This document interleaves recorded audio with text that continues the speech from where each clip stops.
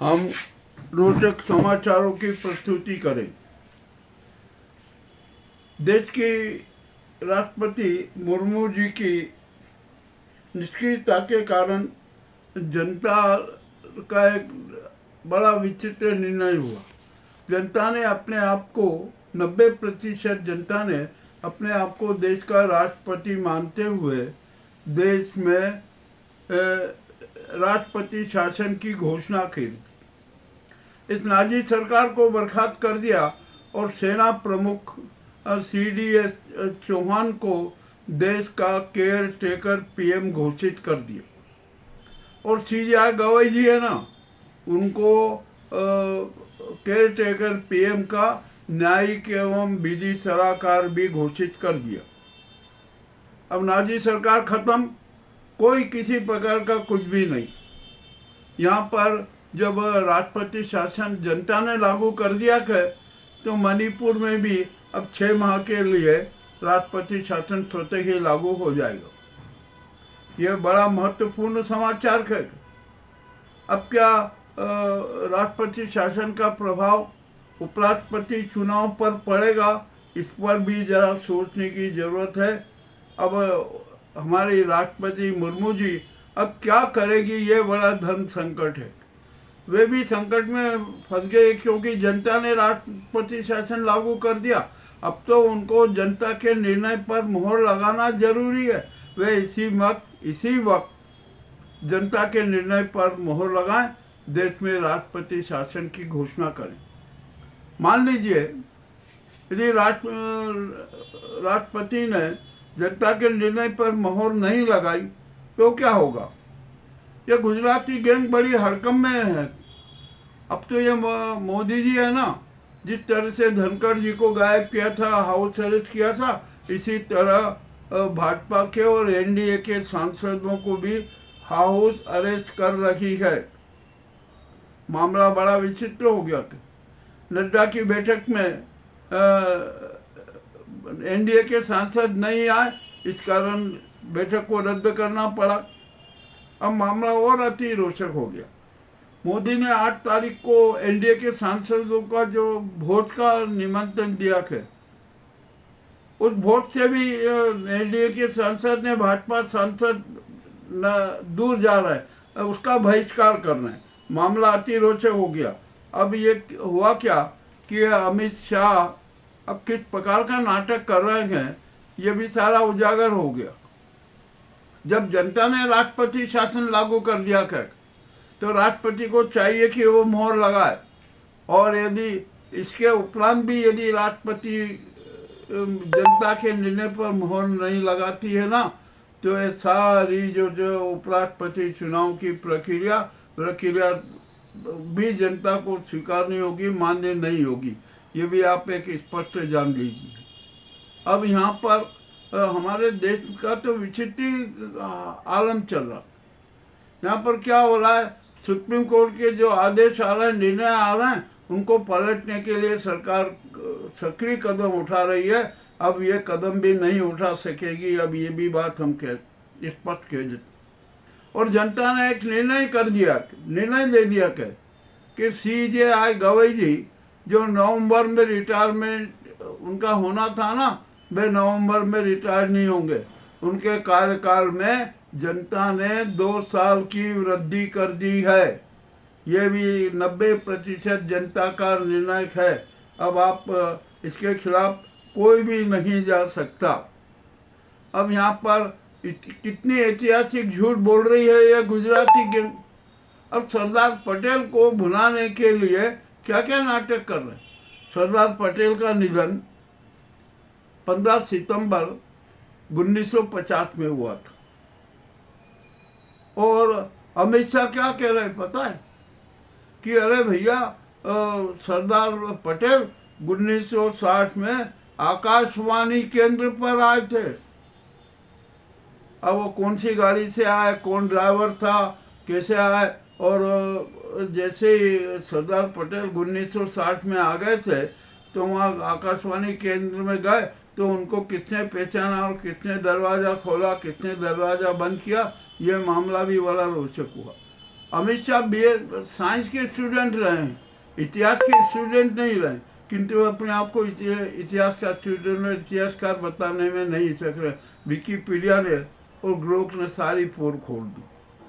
अब यहाँ पर आइए, मोदी जी के बारे में स्पष्ट बात हो चुकी है कि जनता मोदी जी को स्वीकार नहीं कर रही, उन्हें त्याग पत्र देने के लिए स्पष्ट जनादेश दे रही है, किंतु ये इतने बेशर्म हैं कि त्याग पत्र देने के बजाय अनेक प्रकार के षड्यंत्र करना है और नए नए इवेंट पैदा करना है।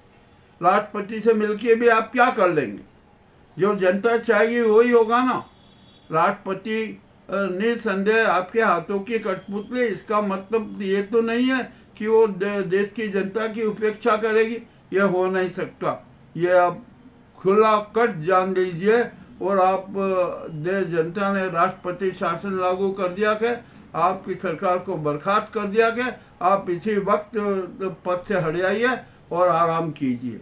आपकी गिरफ्तारी भी होगी, ये भी आपको है। आपकी फर्जी डिग्री सिद्ध हो गई, उसको भी अब कोई नहीं रोक सकता। आप पर 6 साल का राजनीतिक बैन भी लगेगा और आप पर आपराधिक मामला भी दर्ज होगा।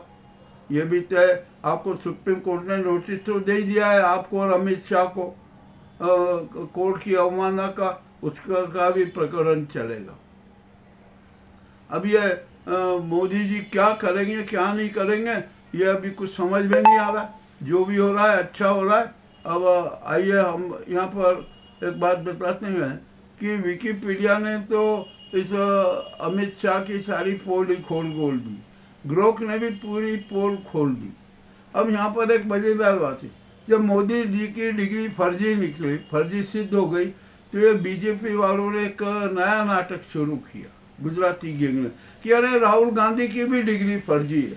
वाह भाई, ऐसे न्यायालय में लग जाओ ना, न्यायालय में लगाओ कि भैया राहुल गांधी अपनी डिग्री बताए, तो उनकी डिग्री फर्जी है सही। न्यायालय में राहुल गांधी तो स्पष्ट कह रहे हैं कि मेरी डिग्री देख लीजिए, ये रही, मैं सार्वजनिक कर देता हूँ। और पूरा विश्व जानता है कि राहुल गांधी ने कैम्ब्रिज में जाकर स्टडी की, वहाँ से प्रमाण पत्र ली और डिग्री ली। पर मोदी जी का तो कहीं पर कहीं सिलाई नहीं है। चलिए ठीक है, इनकी ये गुजराती गैंग की झूठ वाली राजनीति और इवेंट वाली राजनीति का भी पोस्टमार्टम हो गया, अब उसका कुछ भी नहीं होगा। अब ग्रोक तो पूरी पोल खोल ही रहा है इनकी। अब ग्रोक झूठ नहीं बोलता, वो तो तथ्य और सत्य के आधार पर ही अपना निर्णय दे रहा है। अब वो एंकर भी बनेगा तो इनकी और मुसीबत हो जाएगी, फजीयत हो जाएगी।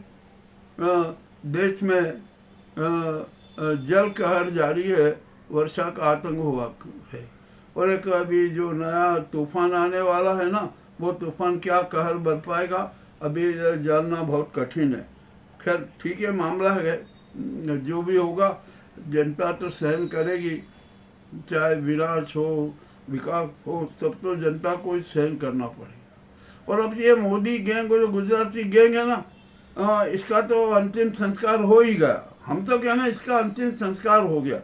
अब जो ये राख है ना, इसको प्रभावित करना है, कहाँ कैसे करेंगे, अब इसके बारे में प्लान बनाना जरूरी। मामला सब कुछ स्पष्ट है।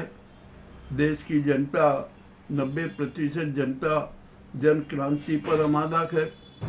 मगर यहाँ पर हम जनता को एक बात, जनता से भी अनुरोध करना चाहते हैं कि अब आपको हमें महानिद्रा त्यागना होगी, विवेकवादी बनना होगा और सकारात्मक विवेकवादी बनना होगा, नकारात्मक नहीं।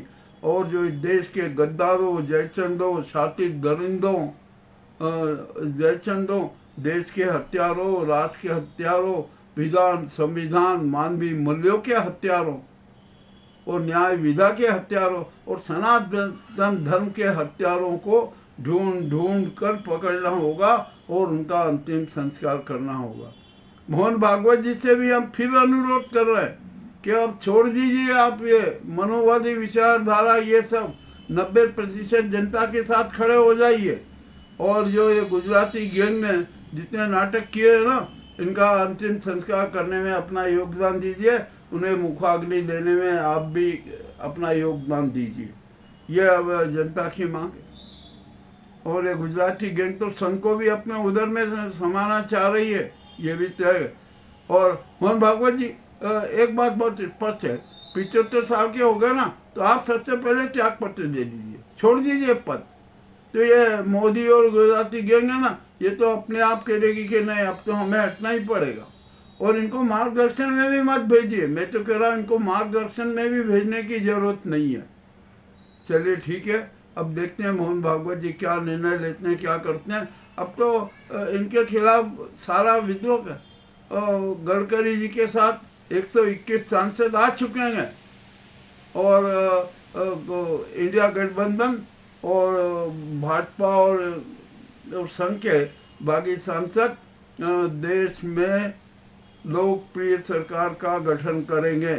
जिस दिन ये हो जाएगा ना, उस दिन जनता अपने आप घोषित राष्ट्रपति शासन को समाप्त कर देगी, और इसी के साथ साथ मणिपुर में चुनाव की घोषणा भी कर देगी। यह जनता का निर्णय है। हमने जो बात कही है ना, मैं बात कह रहा हूँ जो आगे की भविष्य की जो होने की बात है वही कह रहा है। हम कोई भूमिका तो बनाते नहीं है, हम कोई किसी प्रकार का कोई पूर्वाग्रह भी नहीं रखते। हम तो जो बात होती है सीधी सच्ची होती है, सच सबके सामने रख देते हैं। इससे वो नाराज भी है। और ये मोदी गैंग ने, गुजराती गैंग है ना, इनको अर्थव्यवस्था का कुछ भी ज्ञान नहीं है। ये खाली झूठ, इनको झूठ बोलने का ज्ञान है, जनता को भ्रमित करने का ज्ञान है, धोखाधड़ी करने का ज्ञान है, इसके अलावा कुछ भी नहीं है। और ये इन चीज़ों में जो राष्ट्रद्रोही समाजद्रोही बातें हैं ना, उसके ये विश्व गुरु हैं, ये उसी के कर्म गुरु भी हैं। ये भी अब सिद्ध हो गया। अब यहाँ पर हम तो एक बात बहुत स्पष्ट रूप से कह देते हैं कि इस देश में नई क्रांति की ज़रूरत है, संविधान की रक्षा की ज़रूरत है, कानून की रक्षा की ज़रूरत है, समाजवाद की ज़रूरत है, राष्ट्रवाद की रक्षा की ज़रूरत है, और सनातन धर्म की ज़रूरत है। और स्पष्ट घोषणा है, भारत सनातन धर्मी राष्ट्र था, है और रहेगा। ये भी आपको स्पष्ट बता दूं, ये कोई हिंदू राष्ट्र नहीं बनेगा। और मोहन भागवत जी, आप जरा सच्चे हिंदू की परिभाषा ही बता दीजिए, आपको स्पष्ट कर देना पड़ेगा। अब ये धार्मिक चिंटू जो उन्मादित चल रहे वो नहीं चलेगा। मैं आपको स्वामी विवेकानंद जी की एक बार फिर याद दिला देता हूँ। स्वामी विवेकानंद जी ने स्पष्ट कहा था कि हमें कट्टर धार्मिक नहीं, कट्टर आध्यात्मिक बनना है, कट्टर राष्ट्रवादी बनना है। तो अब इसी दिशा पर संघ को भी आना पड़ेगा। ये मनोवादी जो विचारधारा है इसको त्यागना पड़ेगा। संघ में भी आमूलचूल परिवर्तन करना पड़ेगा। ये भी एक तय बात है, सत्य बात है। अब यहाँ पर ये सांप्रदायिकता वाली, हिंदू मुस्लिम वाली, समाज तोड़ो परिवार तोड़ो वाली राजनीति नहीं चलेगी। ये कड़वी कड़वी बातें हैं, आपके सामने हमने प्रस्तुत किए। आपको कैसे लगे हमें अवगत कराएं। बहुत बहुत धन्यवाद।